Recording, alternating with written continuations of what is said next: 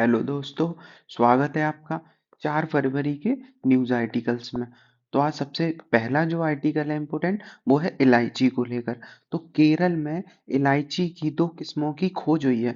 तो क्या है, पश्चिमी घाट है जो, तो पश्चिमी घाट वाले एरिया में क्या हुआ है, इलायची को की 2 किस्में हैं, उनकी खोज हुई है केरल में। एक का नाम है एलेटारिया फेसिफेरा और दूसरा का नाम है एलेटारिया ट्यूलिपिफेरा। तो एलिटारिया एलिटारिया सेम है और इसमें लास्ट में दोनों में फेरा फेरा भी नाम लगा है, तो ऐसे लगा सकते हैं। इसका नाम ट्यूलिप जैसा है, ट्यूलिपी फेरा, और इसका है फैसी फेरा। तो केरल में इलायची की खोज हुई है।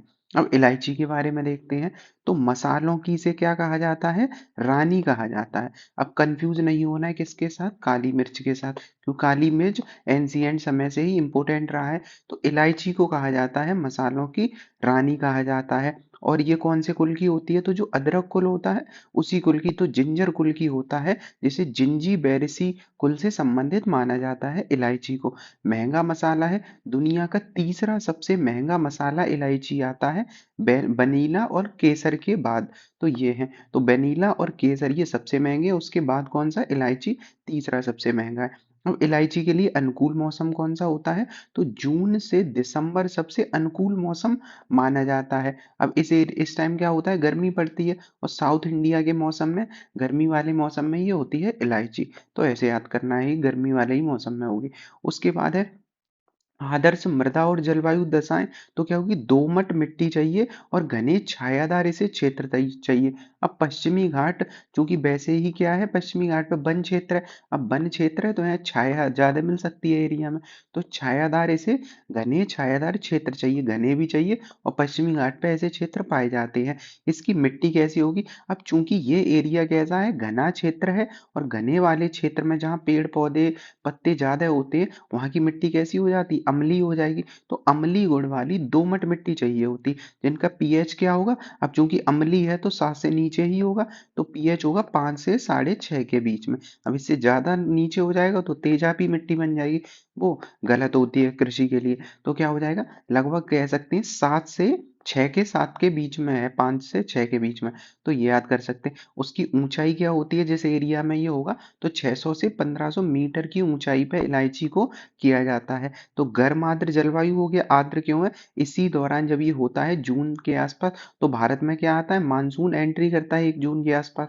तो ये आर्द्र जलवायु चाहिए, और वर्षा का समान वितरण चाहिए, और क्या चाहिए, इसमें अनुकूल वर्षा होनी चाहिए। अब विश्व बैंक के अनुसार 2021 में भारत इलायची का दूसरा सबसे बड़ा निर्यातक था। ग्वाटेमाला जो है वो सबसे बड़ा निर्यातक है। तो अगर ये पूछ ले क्या सबसे बड़ा भारत है, तो सबसे बड़ा भारत नहीं है। भारत कौन सा है, सेकंड है। तो फर्स्ट कौन सा है, तो वो है ग्वाटेमाला, जिसकी राजधानी क्या है, ग्वाटेमाला सिटी। तो ग्वाटेमाला सबसे बड़ा इलायची का निर्यातक है। अगला है आक्रामक मछली प्रजातियां। तो एनजीटी ने क्या किया है, मछलों जो मच्छर होते हैं उनको नियंत्रित करने के लिए जैविक एजेंट के रूप में 2 मछलियों पर केंद्र से जवाब मांगा है। तो होता क्या है, कुछ मछलियां ऐसी होती हैं पानी में जो क्या करती हैं, मच्छरों के लार्वा को खा लेती हैं। अब मच्छरों के लार्वा को खा लेंगे तो इस एरिया में क्या होंगे, जो मच्छर होंगे वो हो जाएंगे कम। तो ऐसी ही 2 आक्रामक प्रजातियों पर एनजीटी, चूंकि सरकार क्या करता है, नेशनल ग्रीन ट्रिब्यूनल है, सारे पर्यावरणीय मुद्दे यही देखता है। तो पर्यावरण, तो इन्होंने केंद्र सरकार से इन पे मच्छरों के नियंत्रण के संबंध में रिपोर्ट मांगी है। अब एनजीटी के बारे में देख लिया हमने। अब है कि दोनों आक्रामक प्रजातियां हैं वो आईयूसीएन की लीस्ट कंसर्न में, कौन सी, 2 मछलियों की प्रजातियां, दोनों लवड़ी जल में रहेंगी। तो लवड़ी जल का मतलब क्या होगा, नमक ज्यादा होगा, तो समुद्र का पानी लवड़ी ही होता है। लवणता सहने की और तापमान सहने की इनमें क्षमता होती है। अब दोनों मछलियों की प्रजातियों को देखते हैं। एक का नाम है गाम्बीसिया एफिलिस करके, जो मच्छर, जो पश्चिमी मच्छर क्या है, पश्चिमी मच्छर मछली से कहते हैं। तो गम्बीसिया एफिनिस करके है। ये क्या है, यह मछली सेंट्रल इंडियाना और एलिनोइस से लेकर मिसिसिपी नदी के एरिया में पाई जाती है। तो जो इंडियाना है, तो इंडियाना ये क्षेत्र इंडिया का नहीं है। ये इंडियाना कहाँ है, इसमें एन ए लगता है, तो इंडियाना ये यूएसए का है एक, एरिया। तो इंडियाना है, सेंट्रल इंडियाना, और एलिनॉइस एक जगह है, और मिसिसिपी जो नदी है वहाँ की खाड़ी में होते हुए मैक्सिको की खाड़ी में ये गम्बीसिया एफिनिस मछली पाई जाती है। ताजे पानी में भी पाई जाती है, अत्यंत कम ऑक्सीजन की मात्रा में भी ये जीवित रह सकती है। जो बायोलॉजिकल ऑक्सीजन डिमांड है, अगर वो खराब भी हो जाती है तब भी ये मछली ऐसी सर्वाइव कर सकती हैं, ये गम्बीसिया। उसके बाद है ये बीवी पैरस है, मतलब अंडे देने की बजाय सीधे बच्चों को जन्म देती हैं, ये बीवी पैरस मछलियां। और गर्मियों के पूरे मौसम में ये प्रजनन करती हैं। तो ये देखा, यह दुनिया की 100 सबसे आक्रामक विदेशी प्रजातियों में से एक है। अब इन प्रजातियों से नुकसान क्या होता है? आक्रामक प्रजाति, ये जिस एरिया में जाएंगी उस एरिया का जलवायु खराब कर, मतलब उस एरिया में क्या है, कोई अगर देशज प्रजाति है, मान लो कोई देशज मछली की प्रजाति, उसे ये क्या करेंगी, नष्ट कर देंगी। या उस एरिया में कोई पेड़ पौधा है तो कई सारी अब देशज प्रजातियां को नष्ट करना और उनकी जगह लेना, प्रतिस्थापित कर देती हैं कई बार ये प्रजातियां। तो अगर बात करें आक्रामक प्रजातियां, तो दोनों चीजें होती हैं। एक तो इनके कुछ फायदे भी होते हैं जहाँ जरूरत होती है, और कुछ इनके नुकसान भी होते हैं। नुकसान क्या होते हैं? ज्यादातर हम नुकसान पड़ते हैं कि जिस एरिया में, जैसे कुछ जो होते हैं आक्रामक पौधों की प्रजातियां होती हैं, जिस एरिया में जाते हैं उस एरिया के जो जलवायु है, मिट्टी है, पानी का स्रोत है, उसे खराब कर देते हैं। तो ये देखा हमने। तो पहला का नाम गम्बीसिया एफिनिस करके, ये कहाँ पाया जाता है? मिसिसिपी वाले नदी के एरिया में। उसके बाद है पोसिलिया, दो पोसिलिया रेटिकुलाटा। तो पोसिलिया रेटिकुलाटा है, और ये मछली जो है इसे रेनबो मछली भी कहते हैं हम, रेनबो मछली, गप्पी, मिलियन फिश। तो ये भी उत्तरी अमेरिका और कैरेबियन वाले एरिया, मतलब दोनों सेम एरिया में पाए जाते हैं, और ये भारत में भी अभी मिल रहे हैं। तो इस वजह से तो पोलिसिया रेटिकुलाटा, तो ये याद रखना है। ये दोनों मछलियां कहाँ से है? यूएसए से संबंधित है, और एनजीटी ने भारत में रिपोर्ट मांगा है क्योंकि ये भारत में भी देखी जा रही। तो ये देखा हमने। उसके बाद है अगला, अंतरराष्ट्रीय उत्तर दक्षिण परिवहन गलियारा। अब नाम है उत्तर दक्षिण, तो क्या उत्तर दक्षिण कॉन्टिनेंट की बात कर रहे हैं? नहीं, इसका मतलब है उत्तर और दक्षिण में एक कॉरिडोर बनाया जा रहा है। तो कौन से उत्तर दक्षिण में, देखते हैं। आईएनएस टीसी है, ये पोत और कंटेनर यातायात के लिए वृद्धि के लिए है। अब इसका पहले मैप देखते हैं तब समझ में आएगा। तो ये क्या है? ये भारत है। तो इसमें क्या है? भारत। अब भारत से नॉर्मल अगर रसिया जाना हो तो रूट ये वाला रूट है। कौन सा रूट है ये? पूरा कहाँ पे? सुएज नहर होते हुए, मेडिटेरियन को पार करते हुए, यूरोप से होते हुए ये। अब क्या किया जा रहा है? सरकार क्या कर रही है कि सरकार इस एरिया से, भारत से यहाँ से निकलेंगे तो भारत से होते हुए सीधे ईरान, और ईरान में हमने चाबहार बंदरगाह बना रखा है, तो ईरान से होते हुए ये सीधे कहाँ जाएंगे हम? अजरबैजान होते हुए कैस्पियन सी के आसपास से, और सीधे रसिया में एंट्री कर जाएंगे। मतलब एक तो पाकिस्तान वाला एरिया तो रूट बन नहीं सकता इधर, तो हम कहाँ से? ईरान से होते हुए अजरबैजान, अजरबैजान से सीधे रसिया होते हुए यहाँ पहुंच जाएंगे, मतलब रसिया में जहाँ चले जाएंगे। ये स्टैंडर्ड रूट है, ये वाला पुराना वाला। और ये जो एनएसटीसी का नया रूट है, नॉर्थ साउथ ट्रांसपोर्ट, अब इससे होगा क्या? भारत और रसिया के बीच कनेक्टिविटी बन जाएगी। तो यही है INSTC। तो ये हमने देखा। अब होगा क्या? आर्थिक सर्वेक्षण में बताया गया है कि वित्त वर्ष 24 में चाबहार बंदरगाह और यहाँ पे वृद्धि स्टार्ट हो गई है इस वाले रूट पे। तो ये जो INSTC है, ये 7200 किलोमीटर का एक मल्टी मॉडल परिवहन है। मल्टी मॉडल परिवहन का मतलब यहाँ केवल ऐसा नहीं है कि रोड से जा रहे हैं तो रोड ही रोड है, या ऐसा नहीं है कि रेल से जा रहे हैं तो रेल ही रेल। मल्टी मॉडल है, कहीं रेल होगा, कहीं रोड आ जाएगा, कहीं सम, मतलब हर एक चीज यूज हो जाएगी यहाँ परिवहन में। तो ये होगा। उसके बाद कहाँ है? हिंद महासागर, फारस की खाड़ी, क्योंकि ये एरिया फारस की खाड़ी का ही तो है ये वाला। तो इधर से होते हुए ये ईरान से आगे कैस्पियन सी से जोड़ता है, और यहीं से सेंट पीटर्सबर्ग तक चले जाएंगे। तो ये रहा कैस्पियन सी। तो ये हो गया। इसका उद्देश्य व्यापार को बढ़ावा देना। अब इसमें देश कितने हैं? तो इम्पोर्टेंट क्या आ सकता है? एक तो ये देश आ सकते हैं कि इसमें कितने देश शामिल हैं और कौन कौन से देश शामिल हैं। तो इस एरिया के अगर मैप को देखें तो भारत, ईरान, रसिया तो साफ दिख ही रहे हैं। उसके बाद ये अजरबैजान भी। अब अजरबैजान और अर्मेनिया, अर्मेनिया से चूंकि भारत के संबंध अच्छे हैं और रूस के संबंध भी अच्छे हैं, तो दोनों की वजह से अर्मेनिया भी शामिल हो जाएगा। उसके बाद कजाकिस्तान, किर्गिस्तान, ताजिकिस्तान, ये तीनों आ जाएंगे। तो तुर्कमेनिस्तान वाला ये एरिया, तुर्कमेनिस्तान, उज्बेकिस्तान, कजाकिस्तान। तो ये वाले जो एरिया हैं, कजाकिस्तान, किर्गिस्तान और ताजिकिस्तान, जो ये तीनों इधर वाले मिल जाएंगे, ये भी इसमें मिल जाएंगे। तुर्की है और यूक्रेन भी है। तो ये रहा तुर्की है, और उसके बाद है यूक्रेन वाला एरिया, तो यूक्रेन ये रहा। क्योंकि ब्लैक सी है। बेलारूस, ओमान और सीरिया, रूस जहाँ जाएगा वहाँ बेलारूस और रूस तो सेम से ही है। तो बेलारूस और रूस दोनों कंट्रियां हैं जो जो सोवियत से ही बनी है। तो ये वाले क्या है, ये दोनों शामिल होते हैं। उसके बाद ओमान और सीरिया है। तो ये रहा ओमान, तो यमन ये है और ओमान ये, तो ओमान और सीरिया। तो टर्की ये है, तुर्की ये वाला है, सीरिया भी है और बाकी ये देश हैं। तो हमने 13 देख लिए। बुल्गारिया अभी पर्यवेक्षक के रूप में शामिल हुआ है। तो क्या इसमें भारत है, तो भारत की वजह से ही तो स्टार्ट हुआ है, भारत, ईरान, रसिया। उसके बाद बाकी कुछ देश हैं। तो हमने देखा कि 10 देश और हैं जो मेन मेन है। उसके बाद है वी शॉर्ट्स करके, तो ये क्या है, V very short range air defence system. तो याद करना है, very short range air defence system. तो ये क्या है, एयर डिफेंस, ये मिसाइल तकनीक है। तो डीआरडीओ ने उड़ीसा के तट पर, चांदीपुर उड़ीसा से डीआरडीओ प्रक्षेपण करता है। वी शॉर्ट्स करके जो है 3 उड़ान परीक्षण सफलतापूर्वक किए हैं। Human portable air defence system है। ह्यूमन पोर्टेबल का मतलब क्या है, इसे आसानी से ह्यूमन के द्वारा एक स्थान से दूसरे स्थान गाड़ी से ले जाया जा सकता है। इसे स्वदेशी रूप से हैदराबाद का जो संगठन है, मतलब डीआरडीओ की एक प्रयोगशाला है हैदराबाद में, अगर पूछे तो डीआरडीओ की एक हैदराबाद प्रयोगशाला, उसके द्वारा ही इसे विकसित किया गया है। यह एक डबल थ्रस्ट सॉलिड मोटर है। तो कैसा है, सॉलिड मोटर द्वारा ये चलता है और कम दूरी की, क्योंकि नाम ही है वेरी शॉर्ट, कम दूरी की ऊंचाई वाले खतरों से नष्ट कर सकता है। जो कम दूरी की ऊंचाई की हो, ये पोर्टेबल है, कहीं भी आसानी से एक से दूसरी जगह ले जाया जा सकता है। तो ये देखा हमने। उसके बाद है समुद्रयान। तो समुद्र हवाई यान देखते हैं, वैसे ही समुद्र के अंतर्गत यान होंगे रिसर्च के लिए, तो ये है। तो समुद्रयान जो है, ये केंद्रीय बजट में भी 600 करोड़ आवंटित किए गए। अब चूंकि बजट से संबंधित आज भी हम डिस्कस करेंगे काफी नए नए आर्टिकल। तो बजट में 600 करोड़ रुपए अगर समुद्रयान के लिए दे दिए गए हैं, तो एक तो डाटा याद रखना है, 600 करोड़ काफी ज्यादा है।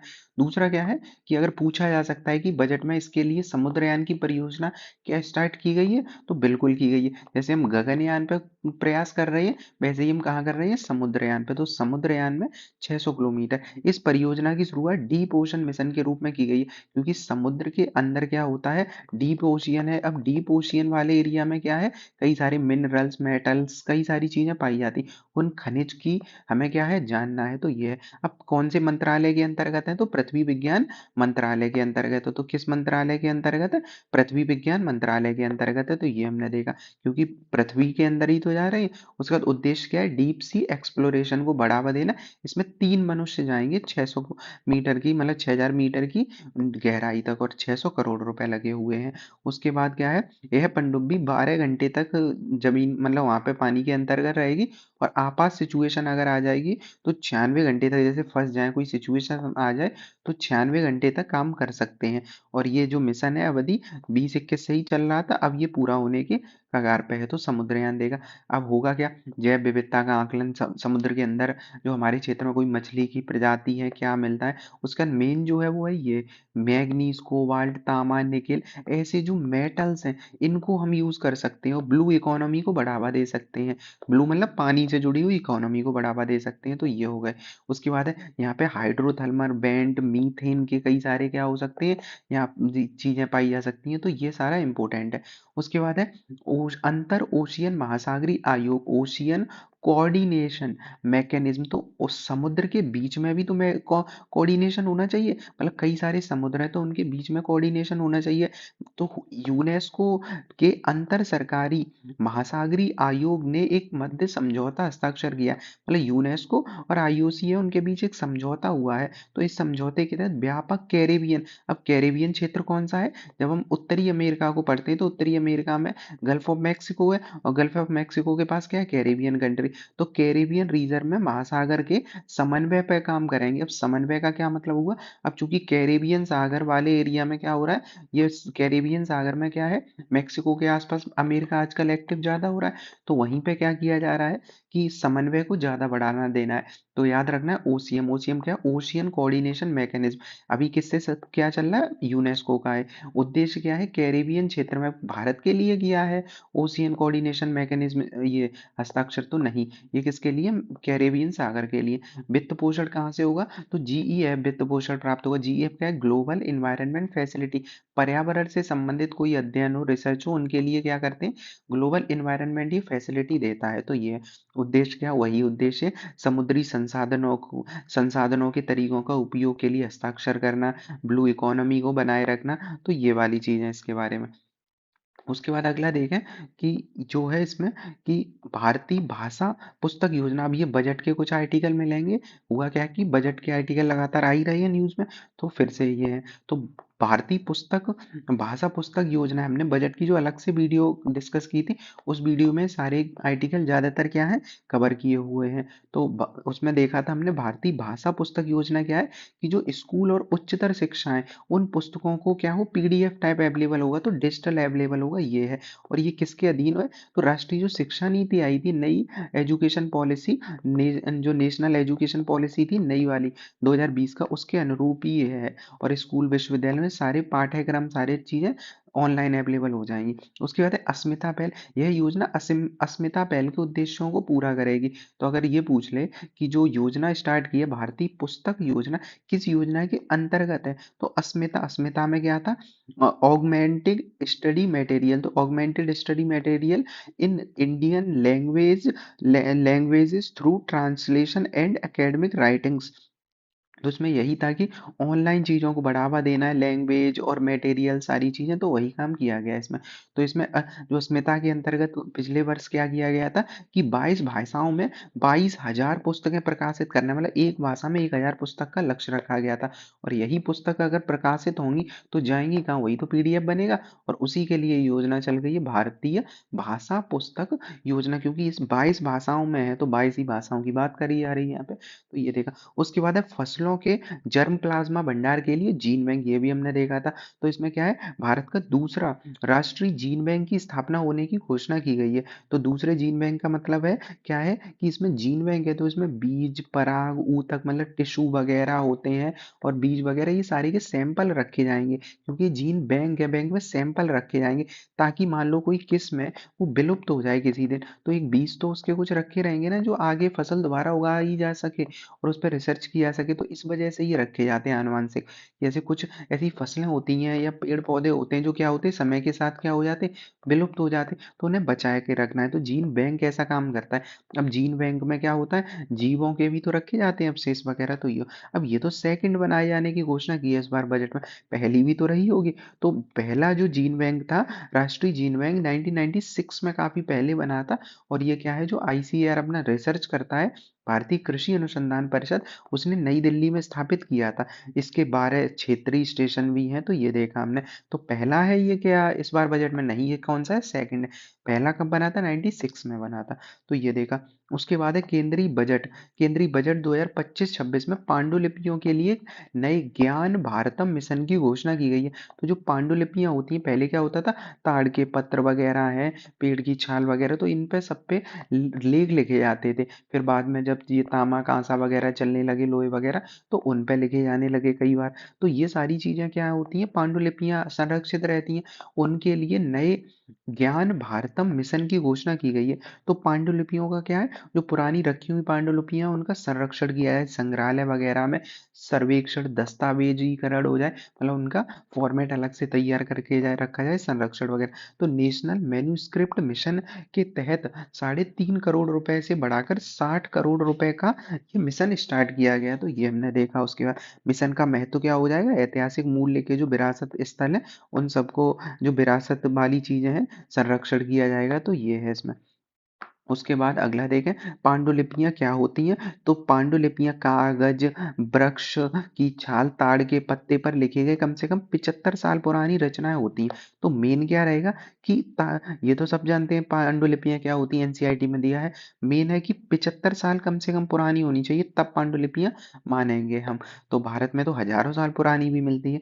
तो ये है जिनका वैज्ञानिक, ऐतिहासिक और सौंदर्यात्मक क्या हो, महत्व काफी अधिक हो, तो वो पांडुलिपियों की परिभाषा एकदम ऐसा नहीं कोई भी ताड़ का पत्ता ले आया, उस पे कुछ लिखा है तो नहीं, उसका ऐतिहासिक महत्व, सौंदर्यात्मक महत्व या वैज्ञानिक महत्व, तो ये है। तो ये हमने देखा मेन जो ज़्यादातर यूज़ होते हैं पांडुलिपि, अब भोजपत्र जो बर्च का ही छाल होती है उस पे ही ज़्यादातर लिखे जाते थे ये। तो इसमें भारत में प्राचीनतम गढ़ती पांडुलिपियाँ जो है वो 3rd 4th सेंचुरी तक की मिलती हैं। और इसमें क्या है, इसमें शून्य के उपयोग के पुराना उदाहरण भी मिलता है, जो जीरो का मिला क्योंकि ये कौन से समय की 3rd 4th सेंचुरी की मानी जा रही। और इस टाइम कौन सा साम्राज्य वो समय हुआ करता था, गुप्त वंश। तो तब जो जीरो वगैरह की ये अब मिलते हैं लेख वगैरह, वो सारे इनमें मिलते हैं। तो पांडुलिपियों की विशेषताएं देखिए, लिथोग्राफ्स और जो है प्रिंटेड वॉल्यूम मतलब मुद्रित जो ग्रंथ है वो पांडुलिपियों में शामिल नहीं किया जाता है। इसके बाद है पत्थर पर उकेरे गए ये सारी चीजें लिथोग्राफ्स कहलाते हैं। तो लिथोग्राफी क्या होता है, जब पत्थर पे उगारा जाता है। तो पत्थर पांडुलिपियां हैं नहीं, पत्थर पांडुलिपियां नहीं है।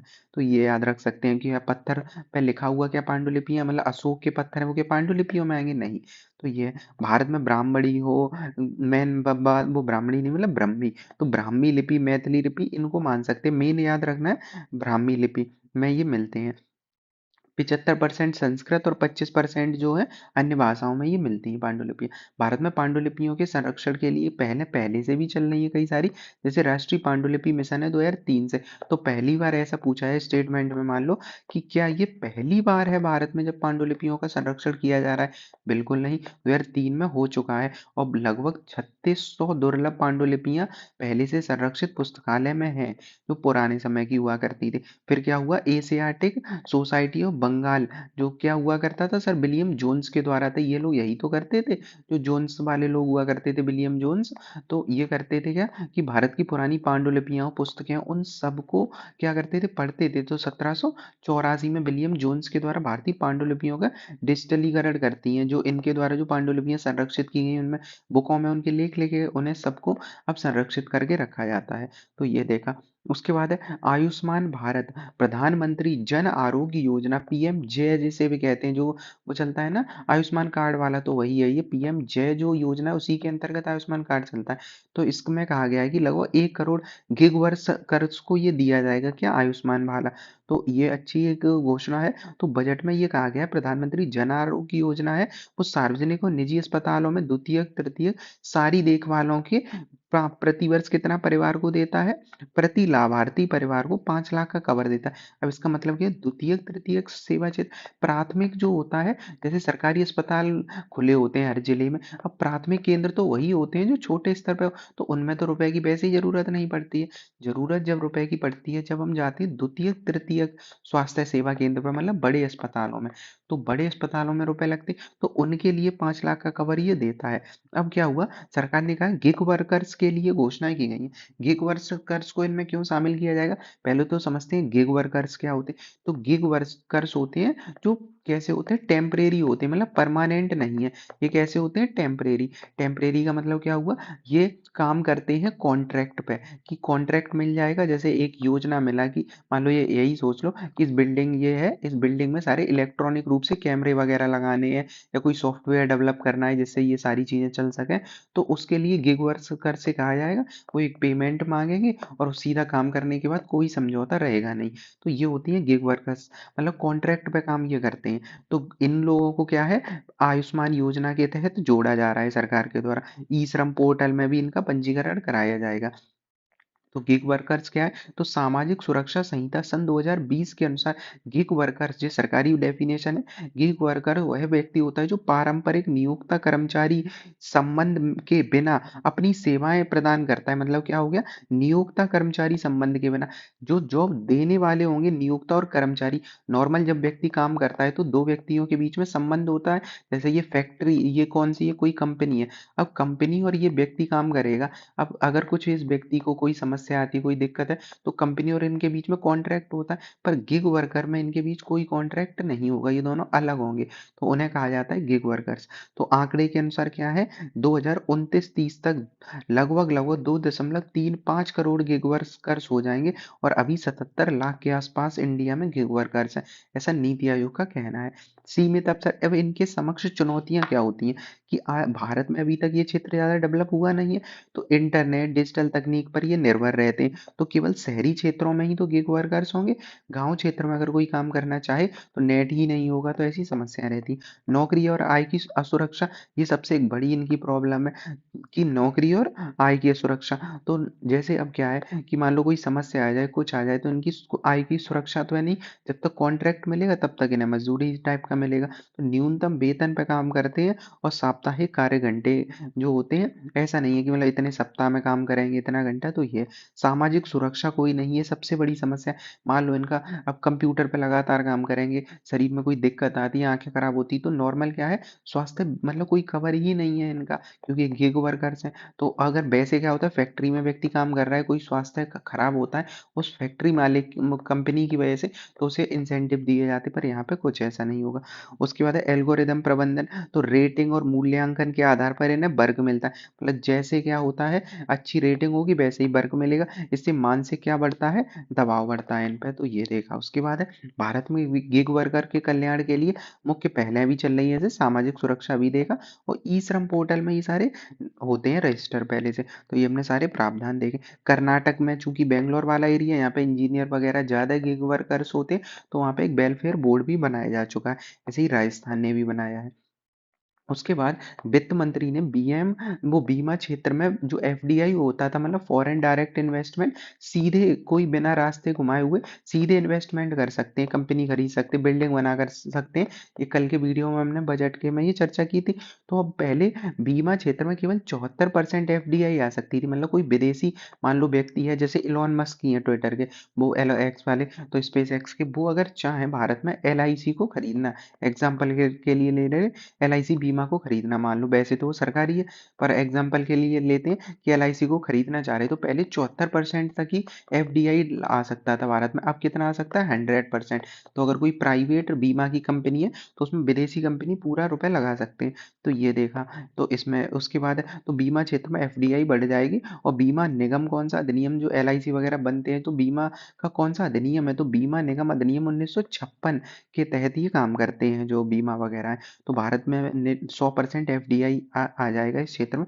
ये हमने देखा। बाकी क्या है, वही 2047 तक देश जब तक 100 वर्ष मनाएगा तब तक हम सभी क्षेत्र में बीमा के लक्ष्य को प्राप्त कर लेंगे, क्योंकि जो बीमा है ये भारत में एक समस्या है, भारत में ज्यादातर लोगों का नहीं होता है, और इस वजह से कॉस्ट भी महंगी होती है, विदेशों की अपेक्षा भारत में कॉस्ट महंगी है। तो इन सब चीजों को ध्यान में रखा गया है। तो बीमा क्षेत्र की आर्थिक मतलब स्थिति देखें, तो ये डाटा है, डाटा तो ज़्यादा इम्पोर्टेंट नहीं, बस यही है कि लगातार वृद्धि हो रही है, जो जो डाटा वाला क्षेत्र है। तो लगातार कितना है, वित्त वर्ष 24 में ही 7.7% की वृद्धि हुई है बीमा क्षेत्र में। तो बीमा प्रीमियम वगैरह में तो ये बस वृद्धि हो रही है। उसके बाद है चुनौतियां भारत के समक्ष, क्या है कि भारत में विश्व की बड़ी बीमा कंपनियों का ना होना, जो जैसे अपने एलआईसी जो मेन है जो सब जानते हैं, पर विश्व भर में ऐसी बहुत बड़ी बड़ी कंपनियां जो भारत में है ही नहीं, और उनका प्रीमियम भी सस्ता होता है। तो ये सारी चीजें। और लोग क्या है अधिक, क्या है सबसे बड़ी बात, भारत में प्रीमियम बहुत अधिक होते हैं, महंगे होते हैं बीमा। और विदेशों में क्या होते हैं, चूंकि कंपनियां बड़ी होती हैं, वो प्रीमियम कम रखवाती हैं, तो भारत में इस वजह से भी नहीं है। भारतीय समाज में बीमा को ज्यादा प्राथमिकता भी नहीं दी जाती है, क्योंकि हम लोग क्या इन्वेस्टमेंट करना पसंद करते हैं, सोना चांदी। तो ये एक समस्या है। उसके बाद देखें, केंद्रीय बजट 2025-26 में कृषि उत्पादकता और अनुकूल बनाने के लिए, मतलब कृषि के संबंध में कई सारी पहलें की गई हैं, जैसे कि जो कल हमने देखा था धन धान्य कृषि योजना, जो सबसे मेन है इस बजट की थीम में। तो जो एस्पिरेशनल डिस्ट्रिक्ट प्रोग्राम सरकार का चल रहा था, आकांक्षी जिला कार्यक्रम, कुछ जिलाओं को चिन्हित किया जाता है और उनमें योजनाएं स्टार्ट की जाती हैं। तो ये तो 100 जिलों को कवर किया गया है, और इसमें 1.7 करोड़ किसानों को लाभ पहुंचाया जाएगा, जिनमें कृषि की उत्पादकता बढ़ाना, फसल विविधीकरण, फसल की कटाई, सिंचाई, ये सारी चीजें फोकस की जाएंगी इसमें। उसके बाद है ग्रामीण संपन्नता और अनुकूलन का निर्माण करना। अब सोचो कि अगर किसान अगर अच्छे होंगे, संपन्न हो जाएंगे, तो गांव क्षेत्र में अनुकूल हो ही जाएगा। तो राज्यों की हिस्सेदारी बढ़ाना और कृषि क्षेत्र में रोजगार के जो कम अवसर हैं उन्हें ज्यादा कर देना है। तो ये वाली चीज है। उसके बाद देखें अगर कि ग्रामीण क्रेडिट स्कोर है, उन फ्रेमवर्क तो सामाजिक क्षेत्र के जो सेल्फ हेल्प ग्रुप है, इनके लिए किया गया ग्रामीण क्रेडिट स्कोर, मतलब इन्हें ज़्यादा क्रेडिट दिए जाएंगे, जैसे क्रेडिट कार्ड वगैरह टाइप का। उसके बाद है कि कुछ और पहले की गई है, जैसे दलहन आत्मनिर्भर मिशन। तो कल भी हमने देखा था 6 वर्ष के लिए, बाकी सारे मिशन कितने वर्ष के लिए थे, 5 वर्ष के लिए। एक दाल वाला एक मिशन था जो 6 वर्ष के लिए। और इसमें एक चीज और देखी थी, वो कौन सी थी, कि अरहर नहीं है इस दालों में, तीन है, तूर उड़द और मसूर। दालें और भी आ सकती हैं, पर जो मेन जो तीन फोकस किया गया वो जो तूर की दाल है, उड़द की दाल है और मसूर की दाल है, इन पे किया गया। अरहर नहीं है इसमें। तो ये मतलब कंफ्यूज करने के लिए डाल देगा। सब्जी और फलों के लिए भी कार्यक्रम चलाए गए, कि सबके लिए क्या है, कि इन राज्यों में फल फल सब्जी इन सबको दक्षता को बढ़ाया जाएगा। उसके बाद है केंद्रीय बजट में एमएसएमई के लिए भी वर्गीकरण किया गया है। तो एमएसएमई को बढ़ा दिया गया है, तो उन्हें देखते हैं। जैसे कि जो टर्नओवर है वो 2.5 से 2 गुने तक बढ़ा दिए गए हैं। तो पहले एमएसएमई का देखते हैं। तो सूक्ष्म और लघु एमएसएमई क्या है, सूक्ष्म लघु उद्योग की गारंटी कवर, ऋण गारंटी कवर 5 से 10 करोड़ किया गया। पहली इंपॉर्टेंट चीज क्या है, कि इन्हें जो ऋण मिलता था, अभी तक 5 करोड़ मिलता था सूक्ष्म और लघु को, अब वो ऋण 10 करोड़ तक मिल सकता है। उसके बाद इनके लिए एक पोर्टल भी चला दिया गया है। और वहां पे क्या होगा, क्रेडिट कार्ड से अधिकतम 5 लाख रुपए खर्च किया, जैसे मान लो किसी का छोटा सा इंडस्ट्री हो, छोटा मीडियम है, मतलब पापड़ वापड़ बनाते हैं, चिप्स बनाते हैं, तो ये अब उन्हें मान लो एकदम से रुपए की जरूरत पड़े, तो 5 लाख तक सरकार उनके क्रेडिट कार्ड में डाल के रखेगी, कि अपने सब लोगों का वो जैसे वेतन दे सकते, मजदूरी दे सकते, छोटी मोटी खरीद कर सकते, 5 लाख तक बाद में ही लौटा देना होता है। और ऐसे ही निर्यात संवर्धन मिशन की शुरुआत की गई है, कि भारत का विदेश में निर्यात भी हो सके। और स्टार्टअप के लिए 10,000 करोड़ रुपए का एक नया फंड्स ऑफ फंड स्थापित किया गया। तो ये थीम थोड़ा पूछा जा सकता है, कितने करोड़ का और किस लिए। तो फंड्स ऑफ फंड स्टार्टअप के लिए क्या है, 10,000 करोड़ का बनाया गया है। उसके बाद है एमएसएमई का, जो देखा था एमएसएमई क्यों इंपॉर्टेंट है अगर पूछा जाएगा, तो 7.5 करोड़ मतलब बहुत बड़ी भारत की संख्या है। तो बेरोजगार उसमें से 7.5 करोड़ को पंजीकृत है, उन्हें तो ये रोजगारी दे देता है। 36% जो भारत में विनिर्माण होता है, मतलब मैन्युफैक्चरिंग होती है, वो एमएसएमई से ही होती है। भारत का जितना निर्यात होता है, ये तो और ज्यादा बड़ी बात है, कि भारत का निर्यात का लगभग लगभग 45%, आधे से थोड़ा ही कम है। और उतना भारत का, मतलब बड़ी बात है ना, कि भारत का 50% के लगभग लगभग निर्यात केवल छोटे इंडस्ट्री कर रही है, एमएसएमई। तो ये भी इसमें याद रख सकते हैं। उसके बाद इनका दायरा देखें तो अधिकतम निवेश कितना हो सकता है और टर्नओवर कितना हो सकता है। तो जो बिल्कुल छोटे माने जाते हैं सूक्ष्म उद्योग, वो अब कितना उनका टर्नओवर, मतलब अधिकतम निवेश कितना माना जाएगा। तो पहले 1 करोड़ तक अगर रुपए का अगर निवेश होता है, तो उन्हें छोटा माना जाता था, माइक्रो है 1 करोड़ तक के। तो अब वो 2.5 करोड़ कर दिए गए हैं। प्लस लघु वाले में देखा था कल, 10 गुना कर देना है, 2.5 गुना इसका कितना होगा, 25 करोड़ हो गया है। स्मॉल माने जाएंगे, 25 करोड़ तक की अगर कोई कंपनी है तो स्मॉल में आ जाएगी। फिर मध्यम में आ जाएगी। तो मध्यम में कितना है, 125 है, तो 25 का यहाँ पे कितना किया था, 2.5 के 25, मतलब 10 का मल्टीप्लाई किया था, और यहाँ पे 5 का करना है। तो ऐसे याद कर सकते हैं कि 2.5 का 25 हुआ है, और मतलब एम ए जो सूक्ष्म है, सूक्ष्म अगर लघु बन जाएगा तो कब बनेगा, तब 10 गुना वृद्धि कर लेगा। और लघु मध्यम कब बनेगा, जब 5 गुना वृद्धि करेगा। ऐसे याद कर सकते हैं। टर्नओवर मतलब जो साल भर में लेन देन होता है, वो कितना टर्नओवर होगा, तो इसका 10 करोड़ होना चाहिए ढाई वाले का, और लघु वाले का 100 करोड़ होगा, और मध्यम वाले का कितना हो जाएगा, 500 करोड़ रुपए हो जाएगा। तो ये देखा। उसके बाद है एक योजना चली है, मतलब योजना पहले से ही थी, जल जीवन मिशन को बढ़ा दिया गया। पहले से चल रही थी जल जीवन मिशन, 28 तक बढ़ा दिया गया, जो कि एक बहुत इंपॉर्टेंट बनेगा, कि कब तक बढ़ाया जाता है। बढ़ाया गया तो 2028 तक बढ़ाया गया जल जीवन मिशन। तो बजट में वृद्धि की गई है इसके लिए। लक्ष्य, ये शुरुआत कब हुई थी, ये भी इंपॉर्टेंट रहेगा। जल जीवन मिशन 2019 में स्टार्ट किया गया था। शुरुआत में इसका लक्ष्य क्या था, 2024 तक सभी घरों में प्रतिदिन, ये काफी हिंदी की थोड़ी इसमें एरर आ गई। तो ये था कि मेन बात है कि ये 55 लीटर पेयजल उपलब्ध कराना था हर एक घर में। अब पूरा हो नहीं पाया, तो 2028 तक इसे कर दिया गया है। उसके बाद है कि मिशन की विशेषताएं क्या है। तो मिशन की विशेषताएं, जल आपूर्ति करना, सामुदायिक भागीदारी बढ़ाना, ये सारी चीजें होती है ना, गांव में जल आपूर्ति और भागीदारी बढ़ाना, समुदाय मिलके। और उसके बाद है जो मेन है कि 50% महिलाओं को अनिवार्य करना है, पानी की समिति बनेगी, मतलब जो मेन है महिलाओं की मदद करने के लिए आगे आना है, क्योंकि जल की जरूरत किसे होती है, ज्यादातर महिला क्षेत्र में काम करते हैं। तो ग्राम जल और स्वच्छ समिति जो बनेंगी, मतलब गाँव में जो जल की निपटान किया जाएगा और समितियाँ बनेंगी, उसमें महिलाएँ होनी चाहिए, क्योंकि वो जल वाली समस्याओं को बेहतर समझ सकती हैं। उसके बाद है जल जीवन मिशन, अभी देख ही लिया जो स्टार्ट हुआ था 2019 में जल जीवन मिशन। तो पृष्ठभूमि क्या है कि पेयजल वाले जल के ये मेन था। नोडल मंत्रालय जल मंत्रालय ही है, और योजना का प्रकार क्या है, केंद्र प्रायोजित है। और प्रायोजित का मतलब क्या होता है, स्पॉन्सर्ड, और स्पॉन्सर्ड का मतलब क्या होता है, सरकार पूरा रुपए नहीं दे रही होगी। स्पॉन्सर स्पॉन्सर प्रायोजित में क्या हो जाएगा, सरकार जैसे 75-25 हो सकता है, या फिर 60-40 हो सकता है, ऐसे होगा। तो ये है। उसके बाद है कि केंद्र और राज्यों के बीच हिस्सेदारी देख ही लिया अभी, कि कहीं कहीं क्या होगा कि 90-10 दे रहा होगा। कौन से जो विशेष राज्य होते हैं ना, उन्हें तो सरकार वैसे ही इंसेंटिव देती है। तो भारत के विशेष राज्य होते हैं संविधान के तहत, तो उन्हें जैसे उत्तराखंड, हिमाचल, ये पहाड़ी क्षेत्र है ना, तो इन्हें सरकार ज्यादा रुपए देती। क्यों? क्योंकि इनके पास टैक्स के कम होता है, मतलब इन क्षेत्रों में टैक्स तो कम मिलता है, तो के राज्यों के पास रुपए ज़्यादा नहीं होता है, तो सरकार क्या करती है, अपनी तरफ से ज़्यादा देती है। और पहाड़ी क्षेत्र ज़्यादातर थोड़े गरीब भी होते हैं। अब केंद्र शासित चूंकि सेंटर के ही कंट्रोल में होता है, तो 100% सेंटर ही देगा। जैसे जम्मू कश्मीर हो गया, ऐसे हो गए। अब बात करें शेष राज्यों की, तो नॉर्मल 75-25 चलता है, 60-40 चलता है, पर इस योजना में क्या चल रहा है, जल जीवन मिशन में 50-50 चलेगा। तो ये है। उसके बाद जल जीवन मिशन से अब तक क्या उपलब्धि हुई है, 2019 से अब तक केवल, अभी तक शुरुआत से समय तक 3.23 करोड़ परिवारों को ही मिला। मतलब भारत में लगभग आज 145 करोड़ के आसपास, 40 प्लस तो है ही है, लोग रहते हैं, उसमें से केवल 3 करोड़ को अगर नल मिल का पानी मिल पाए, तो भी कमी बढ़ा है। अब ऐसे परिवारों की संख्या 12 करोड़ हो चुकी है। तो जब चला था तब 3.12 करोड़ के आसपास, तब भी क्या है, कम है ये। और उसके बाद 100% हमें कवरेज करना है, और 100% केंद्र शासित में कवरेज वाले राज्य। अब 100% कुछ राज्यों में कहा जाता है 100% हो चुके हैं, उनका देख लें, जैसे अरुणाचल प्रदेश, गोवा, हरियाणा, हिमाचल प्रदेश, पंजाब, तेलंगाना। वैसे ही केंद्र शासित में कौन से, अंडमान निकोबार, दादर नगर हवेली, दीव, ये वाले हैं जहाँ पे हो चुका है। तो ये हमने देखा। तो इसमें हमने क्या देखा, 4 फरवरी के जो हमारा इम्पोर्टेंट जितने भी करंट थे, साथ ही साथ हमने बजट की कुछ योजनाएं भी देख ली हैं।